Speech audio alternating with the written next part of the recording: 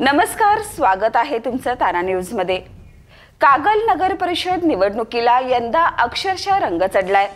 तब्बल 9 वर्षांनंतर होणाऱ्या या निवडणुकीकडे संपूर्ण जिल्ह्याचे लक्ष लागले, कारण यावेळी तिसऱ्यांदा थेट लोकनियुक्त नगराध्यक्ष निवडला जाणार आणि नगराध्यक्ष पद खुले झाल्याने पुन्हा एकदा महिलेला संधी मिळणार आहे। पण सध्या कागलमध्ये एकच प्रश्न गल्लीबोळातून विचारला जातोय, नगराध्यक्ष कोण? उमेदवारी अर्ज भरण्यास 3 दिवस उलटले तरी सर्व पक्षांनी सस्पेन्स कायम ठेवलाय। राजकीय चित्र मात्र स्पष्ट आहे। कागलमध्ये दोन्ही राष्ट्रवादी समोरासमोर। एका बाजूला मंत्री हसन मुश्रीफ यांचा अजित पवार गट, सत्तेचा अनुभव, संघटनेचा गड आणि प्रचंड इच्छुकांची रांग। सुमारे 175 हून अधिक जण नगरसेवक पदासाठी रस दाखवत आहेत।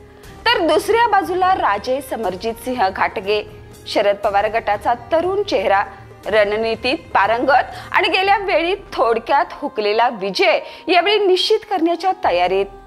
त्यांच्या गटातही तब्बल 125 हून अधिक इच्छुकांची गर्दी आहे। मध्यंतरीच्या राजकीय उलटापालटीत समीकरणं पालटलीत। मुश्रीफ आता अजित पवार गटात तर राजे समरजित सिंह घाटगे शरद पवार गटात। त्यामुळे लढत थेट राष्ट्रवादी विरुद्ध राष्ट्रवादी अशी ठरणार हे जवळपास नक्कीच। पण एवढ्यावर कथा संपत नाही, कारण या रणभूमीत खासदार संजय मंडलिक आपलं स्वतंत्र पॅनल घेऊन उतरले, तर अखिलेश राजे घाटगे हे देखील स्वबळावर पुन्हा एकदा आपली ताकद दाखवण्यास सज्ज आहेत। राजकीय गल्लीबोळात चर्चेचा विषय म्हणजे कागल बिनविरोध जाणार का? मंत्री मुश्रीफ यांना नगराध्यक्ष पद व 11 जागा, तर राजे समरजित सिंह घाटगे यांना उपनगराध्यक्ष पद व 10 जागा, उरलेला प्रभाग इतरांना, अशी चर्चा सध्या सुरू आहे। मात्र कोणत्याही पक्षाने अद्याप दुजोरा दिलेला नाही। एकूणच कागलची ही निवडणूक प्रतिष्ठेची, वर्चस्वाची आणि राजकीय अस्तित्वाची बनली आहे।